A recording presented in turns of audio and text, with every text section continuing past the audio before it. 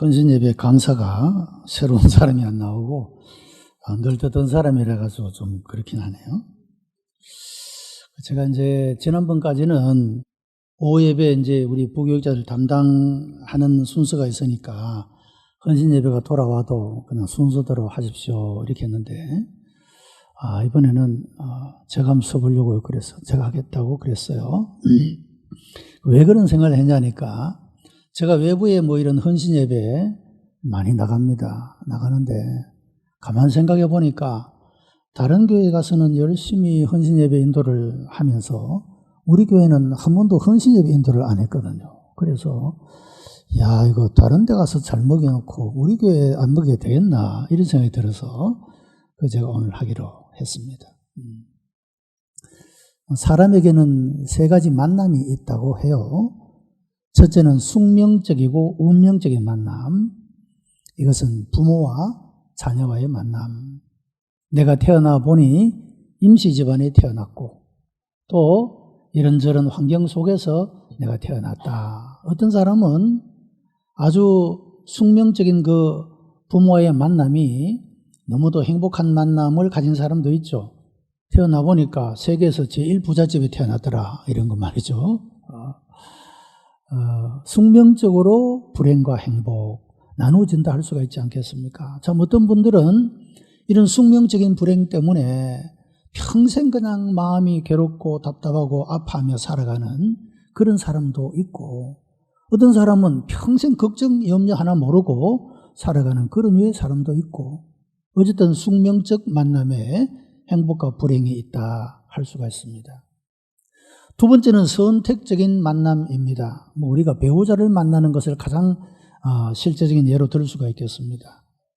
남자를 만나고 여자를 만나 하나의 가정을 이룬다. 이것은 나의 나머지의 인생을 함께 걸어가는 그런 존재가 되는 것이기 때문에 이 만남도 굉장히 중요한 만남이다라고 할 수가 있겠죠. 어떤 사람은 내가 너를 만나 너무 기쁘다, 행복하다. 너를 만나지 않았으면 이런 행복과 기쁨이 어디로부터 올까?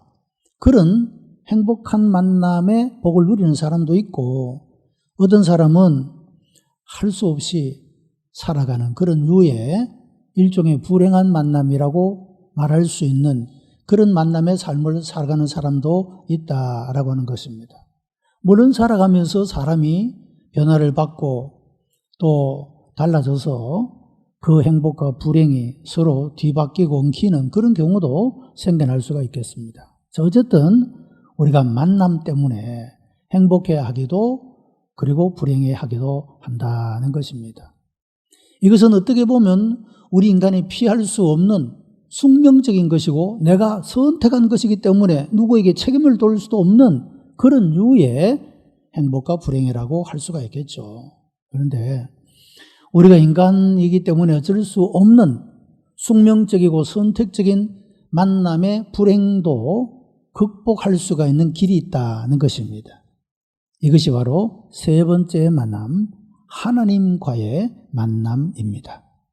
하나님과의 만남을 가지는 사람은 숙명적인 불행도 극복할 수가 있고 그 모든 것들을 뛰어넘을 수가 있을 뿐만 아니라 선택적 만남의 불행도 얼마든지 이겨낼 수 있는 더 큰 비교할 수 없는 하나님의 은혜가 하나님과의 만남 속에서 나타나는 것이기 때문에 그래서 우리가 하나님을 만나면 인생의 방황이 끝난다 이렇게 말할 수가 있는 것입니다. 유대인 철학자인 마르틴 부버라고 하는 사람이 이 운트 두 나와 너라고 하는 책을 썼습니다. 이 책은 이런 내용을 담고 있습니다. 우리가 하나님을 대할 때 하나님이 나와 친밀한 관계 속에 있는 그런 분으로 우리가 하나님을 만나야 하는데 많은 사람들은 하나님을 제3인칭으로 그렇게 알고만 지나갈 때가 있다. 하나님을 알기는 아는데 그저 스쳐 지나가는 그런 관계 속에서 하나님과의 풍성한 교제의 관계에 있지 못한 그런 사람들이 너무도 많다. 그래서 우리는 하나님을 만나되 나와 당신과의 관계, 이 운트 두의 관계 속에서 아주 친밀한 교제 속에 있는 그런 만남의 삶을 살아가야 한다라고 강조를 합니다. 하나님을 믿는데 이 운트 이스트, 하나님은 그냥 먼 곳에 계시고 창조한 세계를 그냥 자연 법칙에 맡겨놓고 하나님은 그냥 간섭지 아니하시고 내 삶이 아프든지 힘들든지 간섭지 아니하시고 나를 버려두는 것 같은 그런 하나님으로 나와 하나님과의 관계가 3인칭의 만남이 되어서는 안 된다라고 말하고 있습니다. 여러분, 우리 모두는 하나님을 믿는 사람들인데 그 하나님과의 만남이 나와 그것과의 만남이 아니라 나와 너 친밀한 내 삶 속에 함께 계시고 내 삶을 인도하시고 보호하시고 우리 삶 가운데 언제나 역사하시는 나와 친밀한 하나님과의 그런 관계로 만나는 이런 만남의 은총이 함께 하시기를 바랍니다. 자, 오늘 본문에는 나코라는 이야기가 계속됩니다. 연초가 되면 대부분의 교회들이 다 성경 읽기를 작정합니다. 원래는 꼭 성경 일독이상을 해야지. 그런데 처음 시도하는 분들은 구약이 아니고 신약부터 읽기 시작하다가 마태복음 1장에서부터 시험이 들어서 그만 진도가 나가지 못하는 그런 경우를 봅니다. 그 장의 요소가 바로 오늘 본문입니다. 아브라함이 이삭을 낳고 이삭이 야곱을 낳고 몇 절이 지나가면 그만 흥미를 잃어버려서 덮어버리는 그런 경우가 허다히 있다는 거죠. 근데 여러분, 우리가 이 말씀을 자세히 들여다보면 이 예수 그리스도의 족보라고 불려지는데 이 나코가 지루하게 느껴질지 모르지만 예수를 믿는 우리의 이름은 생명책에 기록이 된다고 그랬죠. 성경은 하나님의 말씀이요 생명의 책입니다. 여러분, 우리의 이름이 언젠가 이 이름 속에 그 끝에 우리의 이름이 들어간다 그 말씀이에요. 그러니까 앞에가 좀 지루해도 이 끝에는 내 이름이 들어가는구나. 여러분 이렇게 생각하고 읽으면 그 말씀 낳고 하나하나가 우리에게 은혜가 될 줄로 믿습니다. 자, 여기에 나오는 특별히 오늘 여전도의 헌신 예배니까 여기에 네 여인의 이름이 나옵니다. 이제 읽었던 본문 안에 다말, 라합, 룻, 바세바 이 네 명의 여인의 이름이 나오는데 이 네 명의 여인들은 모두가 다 믿음의 여인들이었고 이 믿음으로 복을 받은 사람들입니다. 그들은 개인이 구원을 받고 가정이 구원을 받고 가문이 구원을 받고 나라가 복을 받는데 아주 아름답고 귀하게 쓰임을 받았던 그런 여인들이 되었다라고 하는 것입니다. 여러분, 아브라함이 받았던 복이 5가지 아닙니까? 개인이 복을 받고 가정이 복을 받고 가문이 복을 받고 나라가 복을 받고 열방이 복을 받는 것이 아브라함에게 주신 하나님의 복입니다. 헨리 나우엔이라고 하는 사람이 핸디캡 이론이라는 것을 말했습니다. 이 핸디캡 이론, 여기에 어떤 것을 강조하고 있느냐 하면 사람이 어떤 자기 자신의 치명적 약점이라는 것을 가지고 살아갈 수 있잖아요. 여러 종류의 핸디캡을 가지고 살아가는데 이 핸디캡을 잘 극복하고 나면 자기가 가졌던 그 약점이 도리어 자기 자신에게 행복을 가져다 주는 요소가 되고 다른 사람에게 기쁨과 유익을 가져다 줄 수 있는 도구가 되어줄 수가 있다. 이것이 핸디캡 이론입니다. 여러분, 우리는 모두가 다 핸디캡을 가진 존재입니다. 우리 인간의 존재 자체가 불완전한 존재이기 때문에 모두가 다 약점을 가지고 살아갑니다. 부끄러움을 가지고 살아간다 그 말씀이죠. 그러나 누구든지 이 핸디캡을 극복하게 되면 나 자신을 행복하게 만들고 다른 사람들에게 유익과 은혜와 덕을 끼쳐줄 수 있는 열매를 맺어가는 그런 사람이 되어질 수가 있다라는 말씀입니다. 자, 오늘 본문에 나오는 다말은 유다의 며느리였죠. 그에게 남편이 있었지만 남편이 죽었습니다. 이스라엘 법에 의하면 수혼 제도에 의해서 형이 죽으면 동생이 그 형을 대신해야 했습니다. 그 셀과 오난이 그 모든 것들을 거부를 합니다.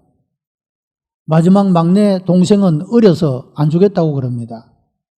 이 가문의 대가 끊길 판이라고 하는 거죠. 그 다말이 어떤 생각을 했느냐 하니까 그 당시에도 이런 장녀들이 있었습니다. 장막을 쳐놓고 장녀처럼 변장을 해서 그의 시아버지가 돌아오는 그 길목에서 유혹을 합니다. 그래서 아들을 낳게 되죠. 다말이 이렇게 한 행동은 그의 가문을 이어가야 되겠다. 그런 일념밖에 없었다라고 하는 거죠. 여러분, 다말이 가졌던 핸디캡은 바로 도덕적 핸디캡이었다 할 수가 있습니다. 그 시대나 오늘의 시대나 앞으로의 시대에도 마찬가지일 것입니다. 이런 행동은 모든 사람들에게 손가락질 당하고 비방거리가 되어지는 도덕적 핸디캡이라고 말할 수가 있지 않겠습니까? 다말은 이런 도덕적 핸디캡을 극복하고 그는 그의 가문을 이렇게 세우는 그런 놀라운 일에 쓰임을 받는 사람이 되었다라고 하는 것입니다. 여러분, 우리 중에도 도덕적 핸디캡을 가지고 살아가는 사람들이 있을 것입니다. 여러분, 그것으로 내 인생이 끝난 것이 아니라 이것을 잘 극복함으로 여러분 그것을 통하여서 세워나가는 복의 근원이 되고 도구가 되어지는 그런 은혜가 있게 되기를 바랍니다. 다윗도 그랬지 않습니까? 얼마나 치명적인 도덕적 핸디캡을 가졌지 않습니까? 그러나 그 일로 인하여 그의 마음을 깨끗하고 정결하게 씻기시는 보혈의 은총을 입게 되고 성령께서 그의 심령을 어루만지고 그의 삶을 어루만져 정결하고 깨끗한 마음을 얻게 하시며 정직한 영을 새롭게 하시는 하나님의 은혜를 힘입게 된 것입니다. 이런 일로 인하여서 다윗은 하나님 앞에 내 마음에 합한 사람이라 하는 인정을 받았던 모습을 볼 수가 있지 않습니까? 그 과정이 바로 이런 도덕적 핸디캡, 치명적인 그의 약점과 실수가 있었음에도 불구하고 이것을 극복함으로 그렇게 하나님 앞에 귀하고 아름답게 쓰임을 받는 사람이 될 수 있었던 것처럼 말이죠. 첫 번째에 나오는 다말이라고 하는 이 믿음의 여인 또한 자신의 도덕적 핸디캡을 극복하고 하나님 앞에 너무도 귀하게 아름답게 쓰임을 받고 가문을 일으키는, 가문의 복을 가져오는 믿음의 여인이 되었다라고 하는 것입니다. 두 번째에 나타난 이름이 라합이라고 하는 여인이죠. 이 라합도 여리고의 기생이었습니다. 이스라엘 백성들이 정탐꾼을 보내고 여리고를 정복하기 위하여 정탐꾼들이 들어왔다는 소식을 듣고 그 여리고의 사람들이 찾으러 다닙니다. 이 라합의 집에 들어오게 됩니다. 급하게 이 스파이들을, 정탐꾼들을 숨겨주게 되지 않습니까? 그리고 이런 부탁을 합니다. 당신들이 하나님에 대해서 우리가 듣고 놀랐다. 당신들의 하나님이 이 여리고를 정복하게 될 것인데 그때 우리 집은 멸하지 말고 우리 집은 남겨달라고 요청을 하게 됩니다. 내가 당신들을 숨겨주었을까? 당신들이 그 보답으로 우리 가정은 여리고를 정복할 때 멸망시키지 말고 구원해 달라고 요청을 하게 되죠. 그래서 나중에 붉은 줄을 창문에 달아내리게 되고 여리고가 멸망을 당하는 중에도 라합과 그의 모든 가족들은 안전하게 구원을 받게 되는 그런 모습을 보게 됩니다. 여러분, 라합이 가졌던 핸디캡은 무엇이겠습니까? 직업적 핸디캡이었다. 그렇게 말할 수가 있습니다.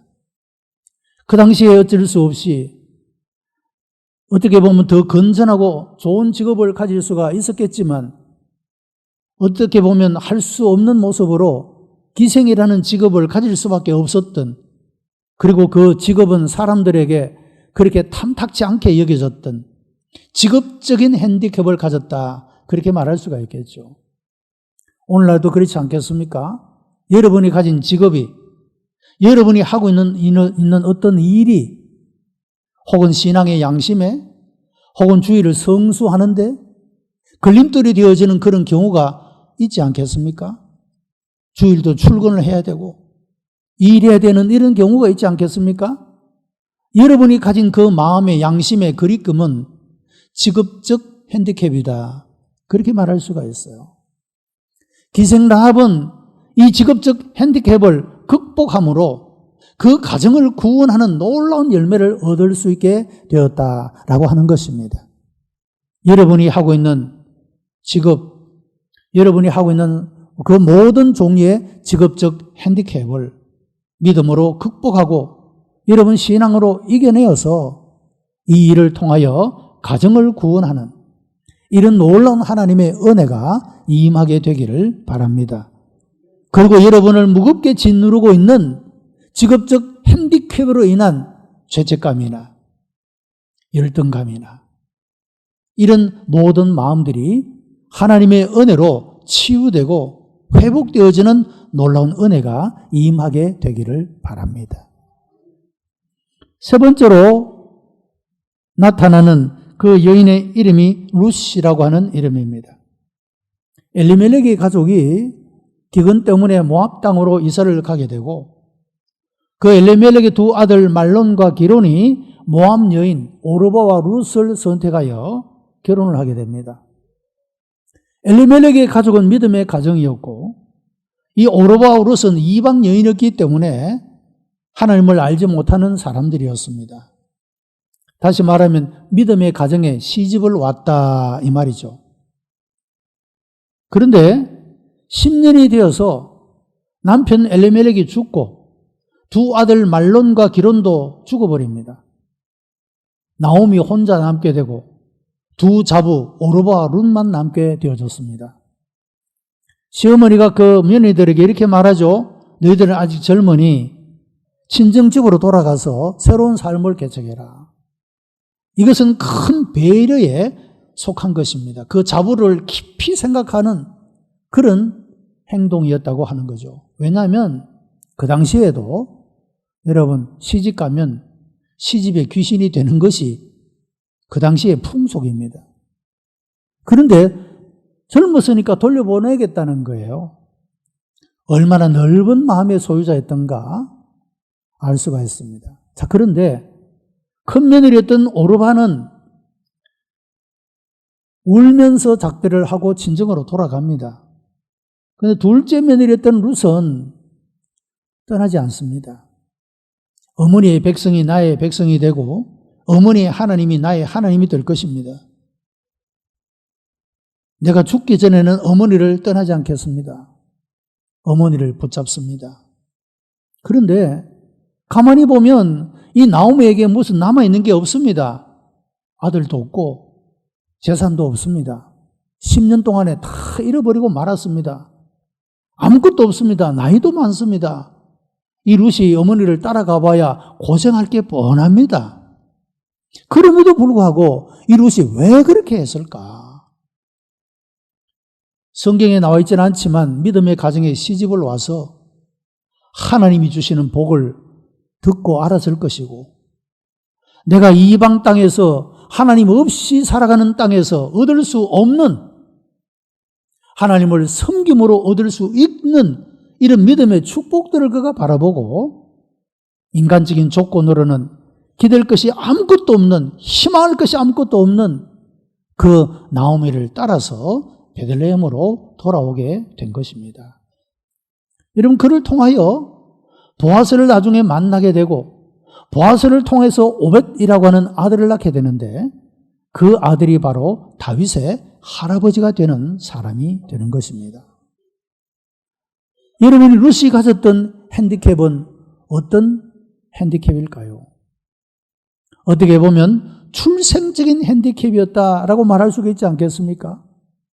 믿음의 나라에 태어나지 못하고 이방 나라에 태어나서 하나님의 이름을 들어보지 못한 출생적으로 핸디캡을 가졌던 여인이었다 말할 수가 있습니다. 그러나 이 룻은 그 모든 핸디캡들을 극복하고 하나님을 믿는 믿음 안에서 그 가문을 세워나가고 그리고 그 나라를 세워나갈 수 있는 그 개인도 구원을 받고 가정도 살리고 그리고 그를 통하여 나라도 든든하게 세우는 이런 복의 주인공이 되어질 수가 있었다. 그런 말입니다. 여러분, 우리 중에도 혹 출생적 핸디캡을 가진 분이 있을지 모릅니다. 어쩌면 한국이라는 이 땅이 이방 땅이 되어서 내가 여러 가지 익숙하지도 못하고 적응이 잘 되지도 않고 문화적 충격도 가지게 되고 이런 여러 종류의 어려움과 부족함과 약점을 가지고 살아가는 사람이 있을 수도 있습니다. 그러나 여러분, 이 모든 핸디캡을 극복하게 될 때 그것이 가정을 살리는 길이 되고 자신이 구원받는 길이 되고 나라를 일으키는 아름다운 열매를 맺게 되더라고 하는 것입니다. 네 번째 나타난 여인이 밧세바입니다. 그의 남편은 군인이었습니다. 어느 날 자기가 목욕을 하다가 왕이 왕궁을 거닐다가 그 모습을 보고 그만 마음에 미혹이 되어져서 그 여인을 불러오라 해서 다윗이 밧세바를 범하게 됩니다. 범하고 보니 이 여인이 자기의 충실한 부하 우리아의 아내인 것을 알게 됩니다. 여러분, 사람이 한번 죄를 지으면 그 죄를 정직하게 고백하면 더 이상 나아가지 않게 되는데 죄를 숨기기 시작하면 더 큰 죄를, 더 많은 죄를 짓게 되는 것을 봅니다.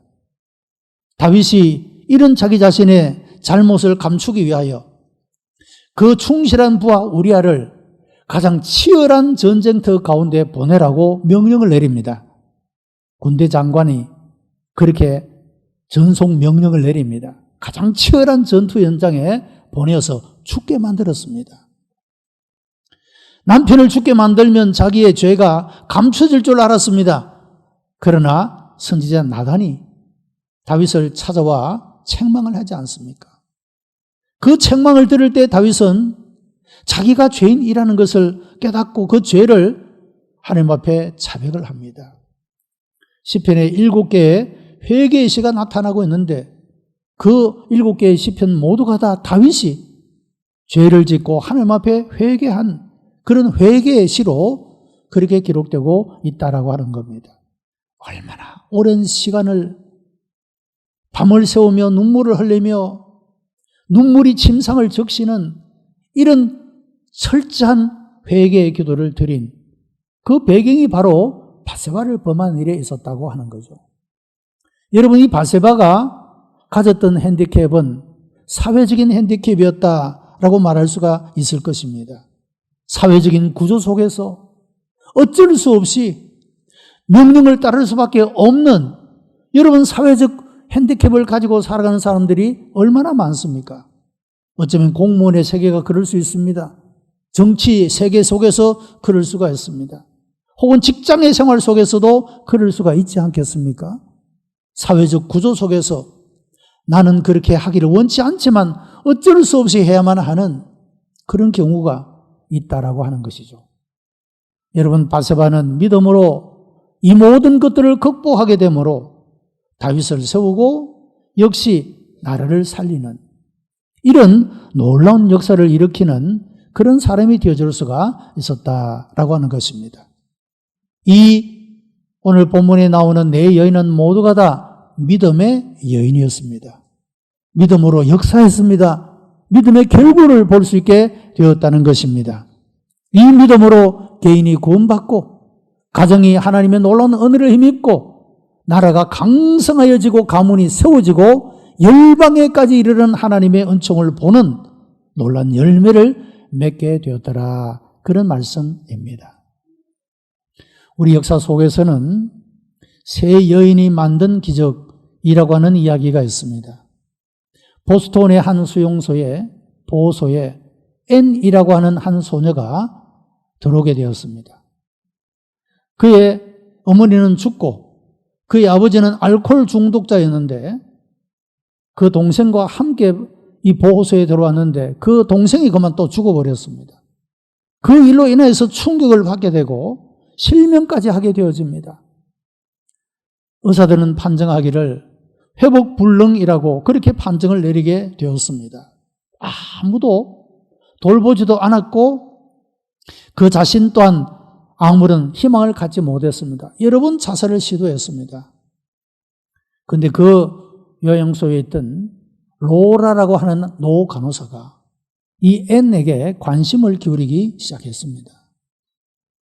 이야기를 하고 먹을 것도 갖다 주고 기도도 해주고 그런 시간을 오래오래 보냅니다. 그런데 한마디도 대답하지도 않습니다. 음식도 하나도 먹지 않습니다. 그런데 어느 날 자기가 가져다 준 초콜릿 하나가 없어진 것을 발견하게 되어졌습니다. 이 앤이 먹었다는 얘기죠. 그래서 이 로라는 희망을 가지게 됩니다. 변화가 일어났다는 거죠. 그 후로부터 점점 좋아지기 시작합니다. 2년 만에 앤은 완치 판결을 받게 됩니다. 그가 나와서 열심히 공부를 하고 수석 졸업을 하게 되고 이 앤이 그렇게 완전히 새로운 사람으로 그렇게 변화되게 됩니다. 신문사의 도움으로 계명 수술을 해서 개안 수술을 해서 눈도 볼 수 있게 되어졌습니다. 어느 날 신문의 광고에 이런 광고가 실린 것을 봅니다. 보지도 듣지도 말하지도 못하는 아이를 돌볼 사람을 구함. 그 광고를 보고 앤은 이런 생각을 했습니다. 내가 로라라고 하는 이 간호사님 덕분에 내 완전히 폐허가 된 내 인생이 새롭게 세움을 받고 새로운 인생을 살게 되었는데 내가 이제 그 은혜를 갚을 때가 되었구나. 보지도 듣지도 말하지도 못하는 이 아이를 누가 돌보겠느냐. 이 앤이 그것을 자원하고 나서게 되었다고 하는 것입니다. 이 아이의 이름이 바로 헬렌 켈러입니다. 하버드 대학을 졸업하고 굉장한 많은 선한 영향력을 끼쳤던 그런 헬렌 켈러입니다. 앤은 바로 앤 슬리반, 그 유명한 슬리반 선생님을 그렇게 말하고 있습니다.